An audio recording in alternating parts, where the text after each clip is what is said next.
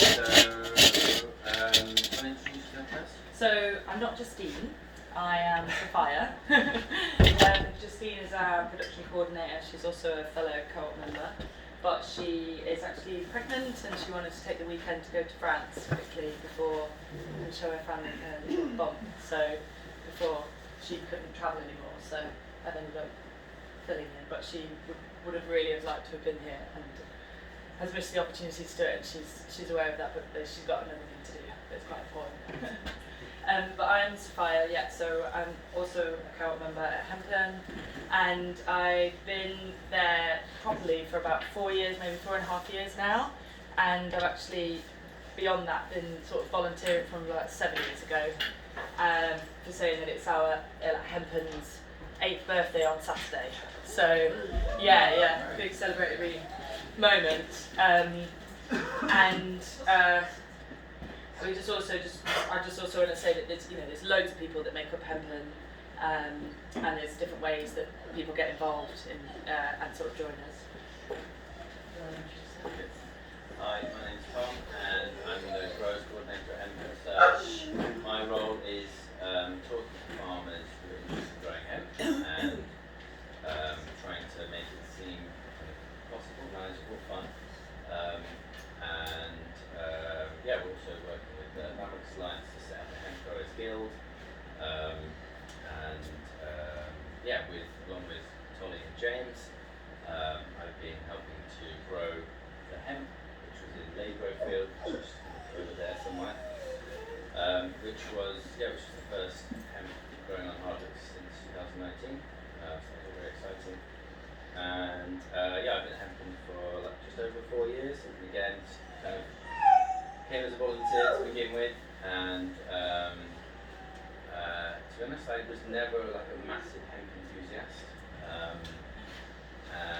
but I came here because I had a real strong sense that Hardwick, and especially the people at Hempen, because those were the people that I knew first, would be a good place to come up with some interesting ideas about how to kind of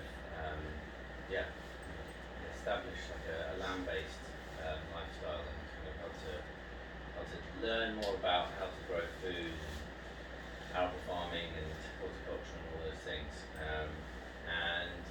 Feels like it's been pretty successful in that respect. I've definitely learned a hell of a lot. But really the reason I stayed was because the river's really nice to swim in. And that first year the sun was fantastic. So good. But no, it's the people obviously, and hemp is quite a fun thing as well. As I said, there's lots of people up at Hempen, we all kind of all together, and Sophia might tell us about Hempen and how it works. My role at the moment, I'm in a sort of new role at the moment, which is sales and brand coordinator, but sort of been moving through a few different roles, but normally based somewhere between making the money, the sales a bit, but really it's the community aspect and the land aspect that really pulls me into the business as a project. We are a workers co-op, which is a bit unusual for a business, so we basically share the running of the business between the co-op members. So at the moment there's 4 of us, so Tom, myself, Patrick, who's over there, and Justine, and then we have different workers who potentially might go into probationary membership as well, and that's really encouraged by the workers who join us. It's kind of like an encouraged thing to sort of become a co-op member and the director of the business at the same time. We also use our decision-making process is by consensus and not by voting. So if one of us doesn't agree with something, then that thing doesn't normally go ahead. So we normally have to all agree with different things, which means meetings can take a long time. But it's a big thing of why a lot of us like to be there, because if we have a lot of buy-in and opinion of what we collectively do with the business and what decisions we make that make a big difference to what our daily working lives. Work is going to mention a few people, because obviously that you sort of they live around and on the estate as well. So Johnny at the moment is our finance coordinator. Danny's with us at the moment. We've got a new person called Ash. Cherry and Lisa have been involved in Hemp for a long time. They're our main production workers. And Kaylee and Sam as well at the moment. So that's our core team. But it seems like a bit of a small team, but when we have our Christmas do, it's normally about 30 to 35 people. And like when we do community activities, this is kind of normally the kind of size of us that kind of turns up. Some people only sort of popping in once every 3 months sometimes. But that's, it sort of adds to the project really, and what people can commit and do at different times. Yeah, well, just to add that, for me as well, one of the big reasons I wanted to come here and work at Hemp was because it's a workers' co-op, and it's great not having a boss. We all have autonomy in our own areas that we're looking after, and then we also we come together on a really regular basis to check in with everybody else and see how the other aspects of the business are going, and that's really interesting. And so we do this I think we call it peer management, where basically we're all just trying to look after one another and make suggestions and then receive feedback and all this stuff, and it can feel like quite a lot, but it also feels like a really healthy way to organise and make decisions and move forward in a way that is slightly different from the norm, but something that be the change we want to see and all that. Yes. And then the last bit of that, I suppose, is that we're also a not-for-profit organisation, which means we can make profit and we can have reserves. Doesn't mean we don't make profit, but not-for-profit does mean that there are different controls on it. That it's the mission isn't about personal wealth. The mission is about our mission, which is to cultivate more hemp in the UK, especially organic. So that's like the sort of guide stone of the business, and it can't be changed. That's what it is. When people come and join, it is a not-for-profit. And so just how did we get to be on Hardwick? I suppose to have this mission. So there was one of the founding members was kind of from this area and kind of connected to this area. I think had worked with Tolly, maybe done an apprenticeship. Yeah, we had it here for half a year. Yes, there you go. So there was a connection to the estate from one of the founding members, and then there was a bumper crop as well, a sort of the first crop with James, a sort of I think maybe there was a connection there, sort of a pitch to do hemp, but then also maybe James had heard about hemp before, so he was kind of up for it, growing hemp. Can I pitch in on this? Because Yes. there's a different story. Okay. So Joe was working here. As you know, Joe is incredibly enthusiastic about everything. Oh, He wanted to fill the whole garden up with hair. Yes. Hey, look, Joe, this is not really cool. This is going to cause problems. Yeah. I know a bloke who might want to grow it. Yeah. And he was dead keen to do trials, and I'm really keen to do trials, but the trial he wanted to set up was so complicated, it wasn't workable. I said, look, why don't you do it properly? Go and see my local farm. You might want to do a few acres. So I gave James a ring, and I think he was sort of reasonably okay with that, really. Yeah, I don't think I had ever heard of him.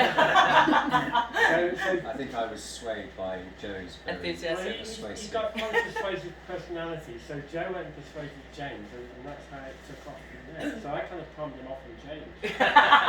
And then on to us. Arable advisor suggested Sorry? I heard your arable advisor suggested If so, I don't remember that. Possibly. Yeah, and that was the first grow went really well. The first year went really well, and some of the key founding members got involved at that point and became a group effort. And then Hemp was incorporated around 2015. Well, actually, on Saturday, 2015. And from that, basically you get a license for 3 years to cultivate. So cultivated more and more on the estate in partnership with James. So it's very, very important that we have this partnership for even that to happen. And the whole sort of business was built around that crop. There was a few different products that was tried, and there was 1 or 2 that really kicked off and started selling very well. So that was the CBD oil and the hemp seed oil, and so that from there. Should I say more? It's great. Yeah. Let's get to the next slide. So we'll talk obviously more about hemp. The whole thing's about hemp. This little picture over here is this illustrates our volunteer program, and it's a really important part of what Hemp does. We get loads of people coming through, applying to volunteer, and they might stay for a few days. We'll need these central hubs all over the UK where people can process and develop that hemp. So for us, that barn is going to be for seed, but people will be setting up for all the different things that they want to be using it for. That's exciting. This one just sticks out to me the most. It's the new website, so it's been my life for the last 2 years. It's a really big deal to us to have a flashy, nice website, especially as an organic producer. A lot of people buy organic produce online, and because maybe they take a bit more time to think about what they're buying and they have that time to go for it. If you type kind of organic CBD oil, organic hemp seed oil, even organic tea really, in the UK into Google, which everybody does, 87% of the population, then you'll get us, and that's great, because that means that that's how we're sort of reaching people, and people are searching for organic as well, which is really, really nice, and really nice to know that is happening. So we don't have a big marketing budget. We don't have capital investors and massive injections of cash to go and do stuff, because we're worker owned and not for profit. So we kind of do things in our own little way, but we've been able to have this website and get people have been able to find us, and they are searching for organic produce, and especially organic hemp. There isn't that many people also doing organic hemp products in the UK.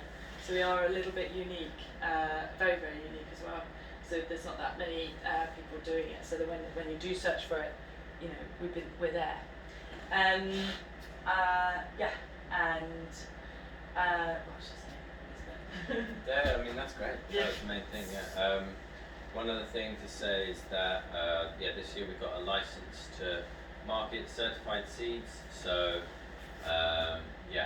we are working alongside with James and Tolly and Finola. So that is kind of still quite recent, but we're hoping to produce a seed that is for farmers to sow and grow more hemp that's grown in the UK, because otherwise it all comes from Europe. So all of the hemp that's grown in the UK is from Finnish seed or seed that's grown in Germany or France. As far as I'm aware, there are no UK hemp varieties. That's been a thing that we've kind of thought about and talked about for a long time, is about how do we kind of bring back like a UK variety that is perfectly suited to grow in our climate and our conditions and soil types. So that's really, really exciting. We're making progress on that, and it's just about going through all the tick boxes and red tape. How was it you were able to get a license when you had troubles before? Tolly got the license. Yeah. I mean, I guess. Licensing, it's difficult. Licensing process in the UK is very difficult. We're not. There's quite a few different farms that we talk to in the UK that go for hemp licensings, and some people, after their first 3 years of license, do struggle to get another 3 years afterwards. It's not necessarily guaranteed that you continue to grow and grow and grow with these licenses. There's one of the main issues with cultivating hemp is the actual specific licensing process and how complicated it is. And it's also with the Home Office, Drugs and Firearms Department, as a controlled substance. It's not with DEFRA, the Department of Agriculture, yet, even though it might be. You keep getting told every year it will be. So these things are making it very difficult to continue to grow it. The partnerships that we have with other farmers here, but also out there as well, is very, very important. There was one particular year where we were consulting for somebody else, and they choose to sell their entire crop to us so that we can sell it, the hemp seed. So that's really It's a important. matter of figuring out the process. Yes. It's difficult. The And actual yeah. license itself is not particularly complicated. Yeah. It's just it takes ages, and the system is really, really not fit for purpose. It's like you fill out a bunch of forms online, and then you go away and have a coffee, and you come back and it's all vanished. So yeah, it's hard to save your progress. They consistently ask you the same questions over and over and over again. So it's more just it's laborious rather than overly complicated. But the other really, really very, very frustrating thing is that they will give utter nonsense reasons for not renewing your license. So Wazing, who are just down the road, they had their license for 3 years, and then after 3 years they tried to renew the license, and they said, oh no, sorry, you can't renew your license because there's a what's it called, UAE? No, there's a weapons basically facility that's just down the road. Yeah, Which, nuclear which had also been there when they applied for the first license. So they'll just come up with spurious reasons, no rhyme or reason, and there's no mechanism to appeal the decision either. So it's it is really intensely frustrating, and so that's the thing that's frustrating and a bit tricky. And they bear grudges. The Home Office is a very strange animal. They bear grudges, and we got onto their blacklist, and so they just refused to give us anything. And for some reason, Tolly wasn't on their grudge list. Charmed. You had to argue that, didn't you? Sorry, they didn't. They I had said to no, they argue. said no at first. Yeah, I had to. In the Yeah. end, I started arguing with them because they were being such a tosses. That was good. So they were asking me different questions. I started asking them even more difficult questions. And when I did ask them, I tried to get them to explain why we couldn't do this. And they never really came out with a really good reason. Other people might see it. I said, well, hang on a minute. 2 miles down the road from me, there's about 100 hectares of opium growing. It's surrounded by public roads and public footpaths going right through it. Opium is actually in a cotton. How can you allow this? It could not answer. Yeah.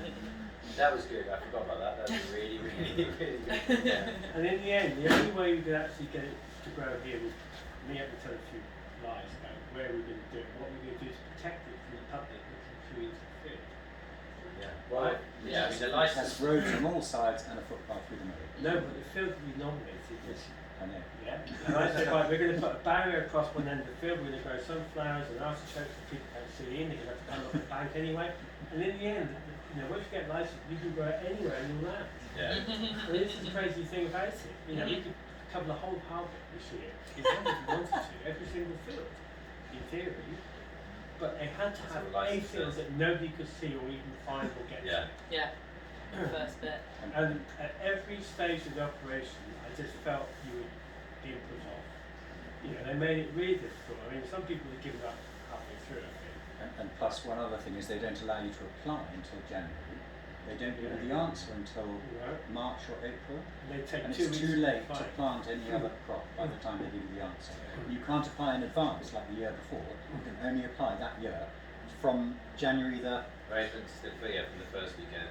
first week of January, and you cannot apply before, Yeah. and by then it's too late. And they're really slowly priced. They're It would really, take really weeks. It's slow. just insane. The whole So thing. yeah, you get a license for 3 years, and it costs I think 580 quid. But for a lot of people, they don't grow in the first year, so then they essentially only have a license for those 2 years, and then you have to try and get a renewal. But that's another reason why we need hemp certified seed for sowing to be grown in the UK, because that will just it means that you can be a little bit more dynamic, and you can hopefully order seed a little bit closer to that time you need to sow. Because at the minute we have to order from France or Finland and wait for potentially 4 to 6 weeks as it gets stuck in customs, or go and drive to Germany, which is ideal. So it's worth explaining you can't save seed, that's why you need to apply. Yeah. Yes, supposedly you're not allowed to save farm saved seed, but in another example of the Home Office just saying all sorts of bizarre stuff. I was talking to somebody on the phone the other day, and he said, "Oh, well, the seeds aren't a controlled part of the plant, so you can do whatever you want with that."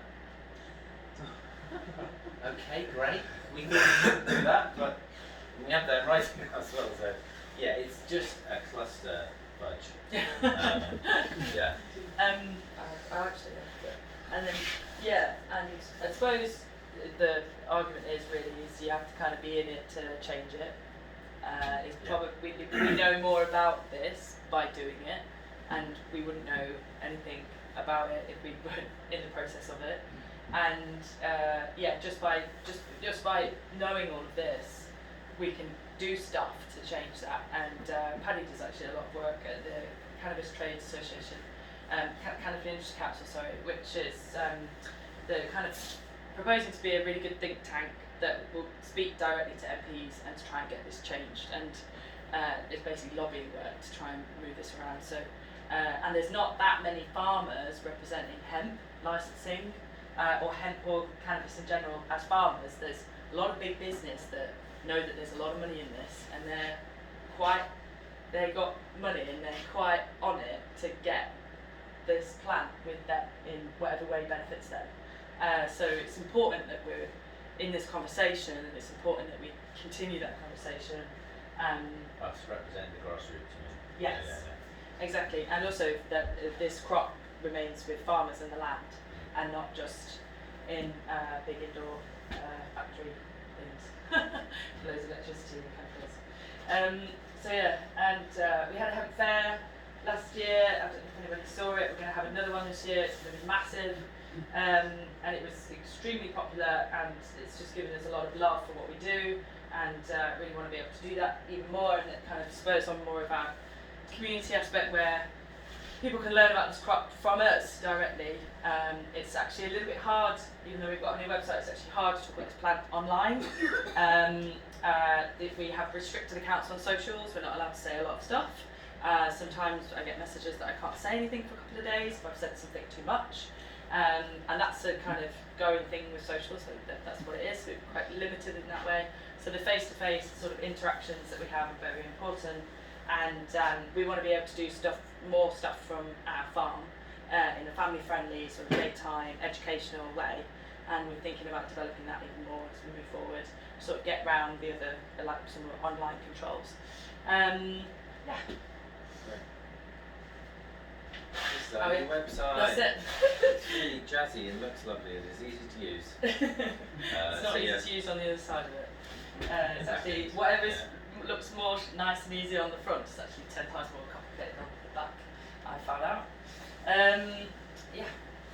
So here is some of the things that we've got planned for the future and for our growth and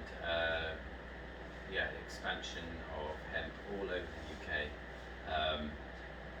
So I'm not going to go through all these things. I think we need to wrap up quite soon. But yes, one of the things that I'm really excited about is increasing our capacity to do more of the kind of secondary production, doing stuff with the seed on site up there at ours,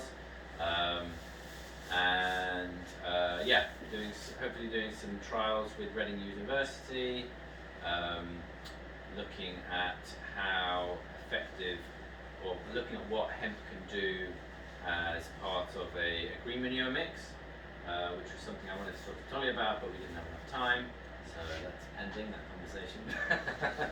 That's And we are hoping to build a hemp community roundhouse built out of hemp straw bales, all sorts of fun hemp-related stuff. So what are the feed trials going to be doing? We're trying to work out varieties. So one of the suggestions was to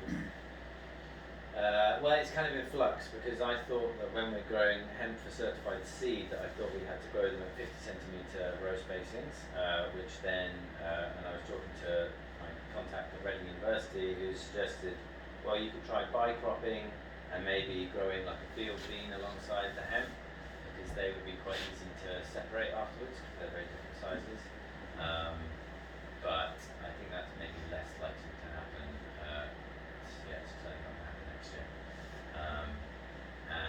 they're basically looking at broadly at the soil health benefits to hemp. Because there's loads of anecdotal stuff out there, and there have been some studies, but they're kind of a bit few and far between, and some of them aren't as specific that I would really like. You know, there's a couple of studies that talk about the benefits of hemp and like a kind of in quite broad terms, and I think we need to have like more specific terms related to, say, for example, the mineralization that hemp can potentially do, where it has this really long taproot and can take minerals that have been washed down deeper into the soil and then bring them up, and then come with the leaves, and then the leaves go on the soil, and then some way kind of do some kind of nutrient cycling in the soil. So yeah, looking at that with a little bit more kind of specificity. Those are the main things I think. And broadly, just kind of the soil health benefits, to including hemp in a green I suppose it's sort of inviting a bit more people to ask some questions as well. As I'm going to pass around some products so you can try them. I've just got some of our key products, but actually we do have quite a few more different things. One thing about hemp is you can make loads of different things out of it, not just for food and, not meant to say medicine, supplements, but food and medicine, but you can also, there's so many other uses of it. Sometimes just some of the biggest decisions of deciding which thing we're going to stick with to make. So that's been quite a journey, but the main things we make are CBD oils, and we did cultivate from the harvest here. We were making our own CBD oils here, so we do know a lot about making this product. At the moment, we can only get licenses for seed and fibre, so no longer is there a way to get for CBD in the UK. So farmers don't have that right, unless you go for a medical cannabis license where you can do the CBD and the THC together. Then you can do CBD. So that's getting more and more complicated which bit of the plant different people can use. But we have a great hope that we'll be able to do this again. The farmers will be able to cultivate CBD and flower, and actually there'll be no regulation on which part of the plant people should be able to use and make things from. So we do, but this one in particular, which is the special one, which is the raw cold press, is like very, very similar to the first sort of CBD oil hemp can make. And it's very, very untouched, and you don't really get that anymore. You do get a lot of refined, purified, nice flavouring kind of oils that potentially do have, kind of isolates the kind of CBD and no other compound benefits. So we do, because we've been able to make it, because hemp has been so passionately involved in CBD oils, we do know the quality of them and what to look for, and that's really important. And there is a sort of lack of awareness and knowledge in the industry, and also with consumers that try it, what is a good quality CBD oil and what isn't. So we're very proud of these oils, and still would love to. I think for a lot of us it's very, very important that we still sell this. The difference that it makes to people is phenomenal in terms of their health. I could go on off the list of things, but a lot to do with immune system, the homeostasis balance in your body, and inflammations in the body as well.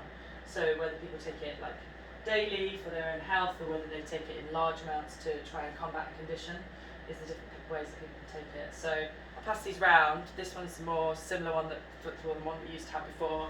This one is slightly less bitter. The cannabis is very distinctly bitter, but it's beautiful. But it is also very healthy for us. But this one is a little bit more refined, but it's got more floral flavour, and you can get much stronger CBD levels in this one than you can in that, so if you're going straight for the strength. But basically you just take the oil, pop it like this, pop 2 drops on your hand, take it like this, give it a taste, pop it under the tongue if you want it to be stronger.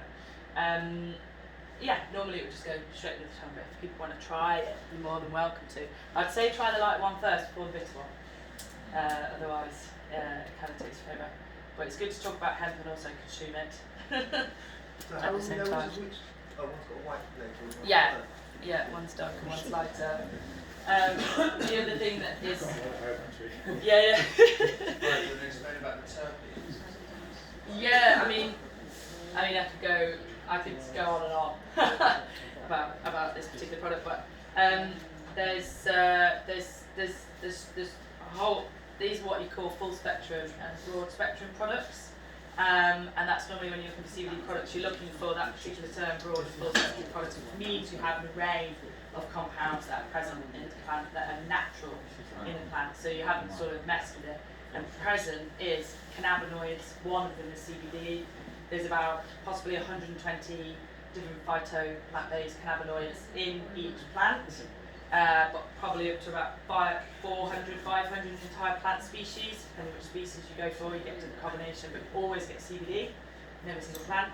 And then you also have the terpenes and flavonoids, which are very good for us as well. That's when you smell the plant, it smells like lemon, and you smell the plant, it smells like something else.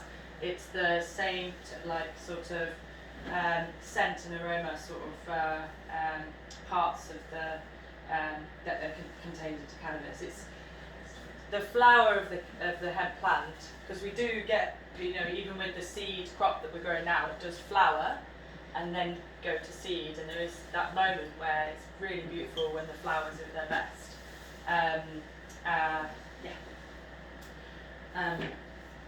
That's it. But there is some studies now from herbalists and doctors both that say that cannabis is in the top 5 most powerful healing herb plants in the world. So it's not unknown that it's a very, very, very powerful plant with so many benefits for so many people. But it's just, it's getting difficult to access and difficult to access good quality stuff. People can't grow in their own homes. It's definitely illegal. It's getting more difficult for farmers. We don't know if we'll be able to cultivate easily for CBD and flower again. So that access to good quality medicine, probably one of the most potent medicines in the world, is getting a bit difficult. So that's important. It's important. It should be an important herb, and it should be an important food. And we should normalise. We would like to normalise that. The interesting thing about the THC is that the more THC you have in it, the more the other compounds can get more powerful. So the controlling of the THC also controls the potency potentially of the overall plant flower. But from hemp, you can get a fantastic CBD oil alone, even. Do you have any questions? Yeah. Yeah. So the CBD oil is coming from the seed? No. No. So from the seed, you get the seed oil. This stuff. Which is that. Okay. So yeah, more or less, you get about 200 litres to a tonne of hemp seed, of seed oil.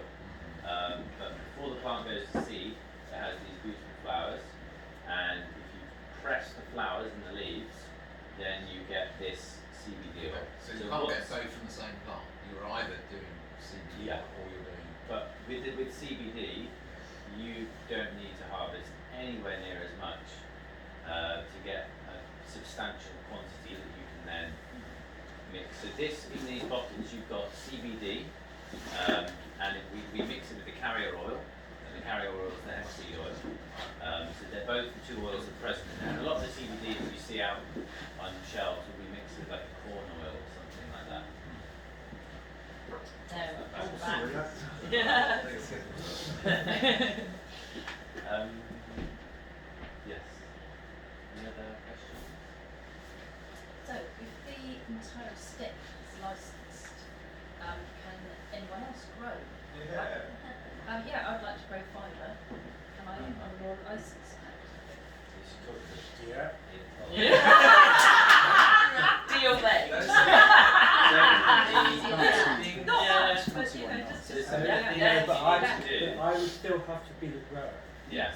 yeah. You would grow Essentially, Yeah, well, I can grow it. Maybe Sophie's patch. So you need to be able to say where you got Yes. the seed from. Yes. There needs to be from a But I'm certified assuming seed you breeder. need some help with that. Yes, so that's what we do with farmers. Yeah. And then then there's an annual grower's statement that Tolly will have to fill out saying where hemp is grown each year. But I won't combine 5 more varieties. No, that's fine. We do that by hand. Yeah. But it'd be nice to actually do it for the first time properly. I've grown it year on year illegally, just the 5 varieties. But it'd be nice to actually do it and feel it's okay to do it. It's licensed. It's licensed. Yeah. It's worth saying there's no actual real reason why it's illegal, Yeah. and it's not illegal in other countries. Like, Yeah. you don't need a license in Czech Republic or Austria or Spain. Well, I think in France you just have to Why don't you just notify the authorities where it's growing. Yeah. So there's no one knows the reason why it's Yeah. why Romney can't grow or anyone else can't grow any hemp without somebody having a license. That's not a real license. This is just a meaningless sort of control, but there is meaning that they won't say it is. And in those countries, they can all harvest CBD. Is that correct? No, that's No. that varies. But largely yes. Mostly the answer is yes. It's slightly varies. But the CBD oil is the reason for the production. Because it's a very simple plant that produces medicine that you're taking now that is better than a medically trialed, clinically trialed medicine that they're selling. It's poorer quality, but they're selling for a lot more money on a private basis, and it's basically on monopoly. And so if Hemp or anyone else sells it at a cheaper price for a health food shop or in a farmer's market or online, it's undermining the monopoly. And so they've had to try to use big pharmaceutical influence to regulate out the ability of ordinary producers, ordinary farmers to produce this very simple herbal remedy. And there's a lot of factors in that. They've got studies to show that areas where people consume a lot of CBD oil, they consume less pharmaceutical drugs overall, not just they don't consume medicinal cannabis products, which consume less pharmaceuticals overall. So it's really eating away at the pharmaceutical market by people just taking a herbal supplement. Can't get compliant, has known health risks. So it's corruption, simple as. Even though we have lost access to farm it for now, it's the amount of people that we sell this to and the amount that there isn't that much quality of this kind of oil out there. It feels important to be able to help and provide this oil, like a lot. It feels very important, and it's people's health, you know, and it's sometimes quite very serious conditions that it's helping. So. Yeah, people can trust us to get it from somewhere that they trust, which increasingly there's less places. But you know, we do produce the hemp seed oil, which is the carrier oil that goes in the droppers. But this is also, you know, you can't really call it a medicine, but it is a food, but in its own right is even a medicine. Is the hemp seed oil. The seed that in itself is incredibly valuable. It's completely different nutrients to the flour. So in the seeds you have a superfood, and technically in the flour you have a medicinal herb. So they're different things. So the seed contains all 21 amino acids that your body needs and does not produce naturally, all of them in one seed. So it's very phenomenal, doesn't really happen. So that's why it's of great value. When you press it into, I know that everybody really likes hemp seeds. They do tell us. They really like the whole seeds. Everybody loves it. But when you press it into the oil is when it becomes very bioavailable to your body. You can consume it very easily. You can absorb it all through your body. You're not wasting any of that value. It stores really well in the bottle. It doesn't. The seeds there can be lots of different things that affect the storage of a whole seed. But we will do them again if we have enough crop to sell. We would sell the seed as well because it's high demand for that. I mean, there's a really big distributor that is waiting for this, you know, hopefully for the seed to come back so that we can sell back to them. Because I don't think there's that many other UK seed producers selling either, but there's demand for it. And but you know, sometimes I just say to people, for this stuff, just take a teaspoon or a tablespoon a day. Tablespoon if you really need it, you know. every day, and you should be splashing it onto your meal every day. Those 21 amino acids that you have, you've got a really good amount of omega-3, 6 and 9. Not many things have omega-3, 6 and 9 in anymore. So yeah, it's an important food for health, for people's health. It's important for the growing side of it, and the environment, and the soil, and great crop, and weed suppressant, and all these other great things as well. But it'd be great if we could consume this as a normal food in our normal diet, and it was affordable. All of it. Yeah. And then when that's pressed, then you get a seed cake, and the seed cake is we mill that for protein powder. So yeah, we sell a protein powder, which is really great. And if you don't want to do that, and you can use the seed cake as animal feed as well. So I read a study about the benefits of using hemp seed cake for cattle compared to like a soybean cake, and yeah, the hemp was superior especially because the fibres were longer and therefore it was beneficial for ruminant gut health. So yeah. So just a question on the seed oil. Is it temperature stable? Would you say you can cook with it, or would you only consume it as raw? It's cold pressed. So in the processing of it, we try and make sure that it's delicate nutrients. It's because it's so nutrient rich. It's quite a delicate thing. Right. So adding heat is not great.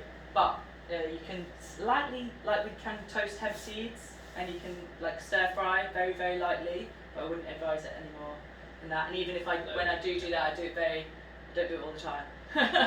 It's much better raw. Yeah.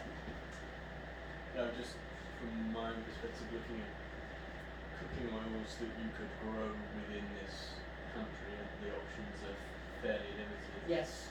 Rapeseed oil, Yeah. of what I'm aware of, is pretty much rapeseed oil. Yeah.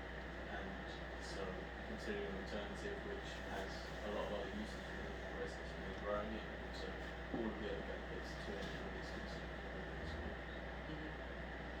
I like adding it mainly to like hot meals as well. It's quite nice on a hot meal, but frying it, you want to do it very lightly just so it doesn't turn the ingredients into something else. Have they done proper randomised controlled trials for CBD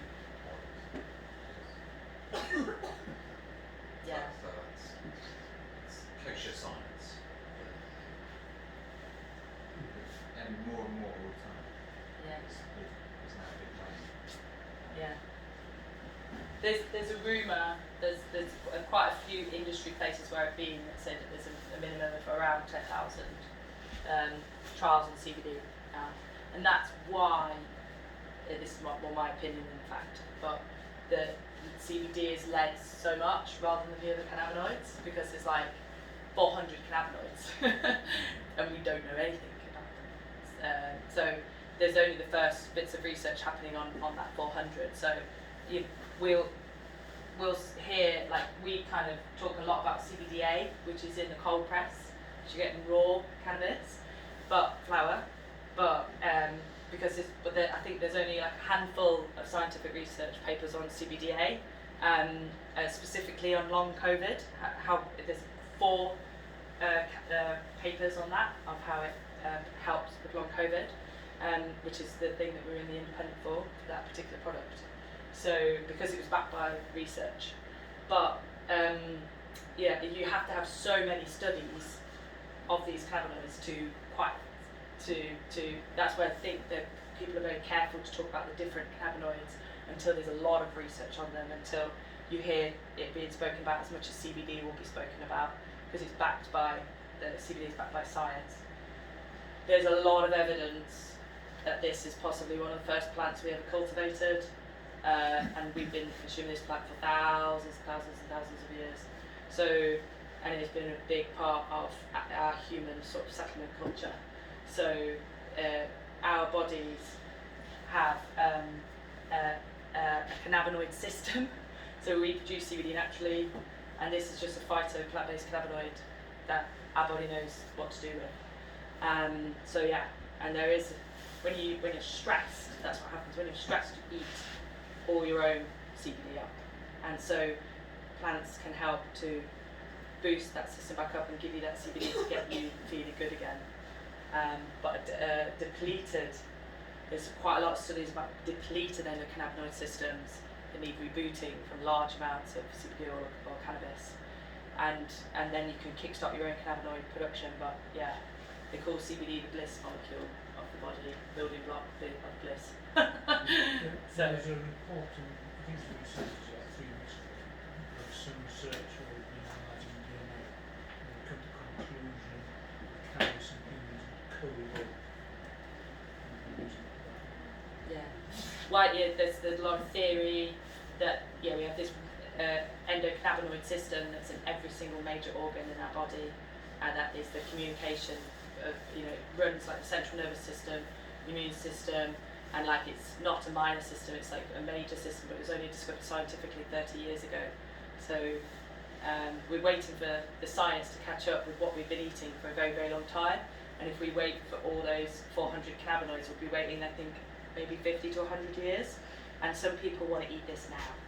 They don't want to wait for every single compound to become available before they can consume large amounts of it for health.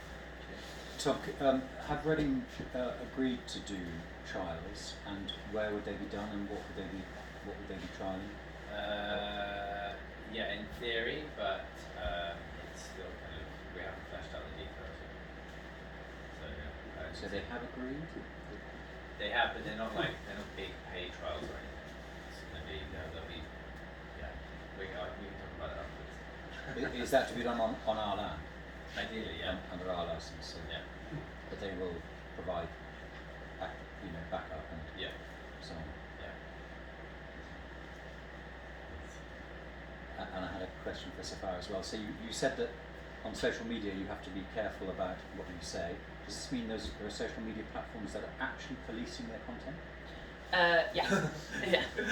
Yeah, in quite a big way. I've actually some of the places where we've done talks where there's a lot of people doing quite environmental things. It's not just about cannabis or hemp.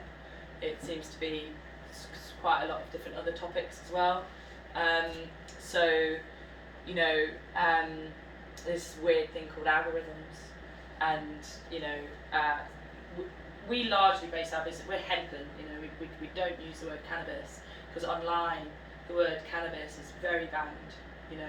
And so if you ever see anyone on social say the word cannabis, say it with a star, so you don't get the full word in, because that will just, that you'll just, if you're posting, you see, okay, 5,000 people, 2,000 people, 6,000 people, 50 people, because you can see that it's just dropped. And then we do collaborations with other people, but I kind of have to give them a tiny heads up. I don't give them a big heads up. I give them a tiny heads up that it might be a bit weird. And then they're like, oh my god, like I normally have, we had this person that's got 5 million views that really wanted to help us, called Spice Mustache, and he wanted to really platform us and help us out, and he is a big advocate of cannabis, and he normally gets thousands and thousands and thousands of views just on his stories, because he's got 5 million views, and he just posted about hemp once, and he just got 100 people, he was like, guys, I'm not going to post about it again. Not going to do it. Not even hempen, not hemp. I mean, we're called hempen, so we can't change that. It's hempen. We do hemp. But there's different things you've just got to be careful around. But we navigate that, and it's a challenge, and it's interesting, and it's a bit of a, it's a bit of a game to play, to try and work it out. But, there's more hopeful stuff. Hemp and cannabis is so new, even all the licensing challenges, you've got challenges everywhere, so it's not just in licensing. So, I mean, the reason why we never really invested in our website before is because most of the payments didn't go through. We were face-to-face sales, we went everywhere face-to-face, because about 8 out of 10 payments wouldn't go through because the bank would say no, because it was a hemp company. So, we've really done different things to make sure that we can get this product out there, and sort of survive. And then, but at the moment, most of our bank payments going through. Banks are getting used to it, opening up. We have some ways of using online transactions and different things. So hemp and CBD is opening up. It will open up, and it has opened up for us even over these 8 years. So back in the day, I mean, sometimes now I just get a warning and a little message on socials, but I've had it years ago where we couldn't do anything on Facebook for a week, and they threatened to take the whole page down.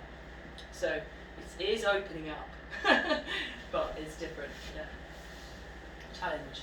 We're coming to the end of our time now, so any last couple of questions? We've not talked about the chocolate brownies yet, which Yeah. we had in the show last time. Are they, tell us all about it. I mean, are they, the recipe, is it available? They were just fantastic. I even had the chocolate brownies, quite like them. This is through the Hemp Cafe. Yeah. Yeah, where was that? At your fair. At the Hemp Fair, yeah. Yes, she uses, yes, they have CBD, in them, the brownies. Top Cannabis. secret recipe there. Yeah, it's top secret recipe. Sharing what it has. Yeah. I mean, they're the best brownies. She's really gone far and wide to do the brownies, yeah, but chocolate and cannabis are really nice flavours together. That's why you always see the chocolate cannabis together. Yeah, if you get the power of the cacao and the chilled out effect of the cannabis, so it's a great combo as well. Yes, exactly. Yeah. Great. Well, thank you very much. Thank you everyone for coming.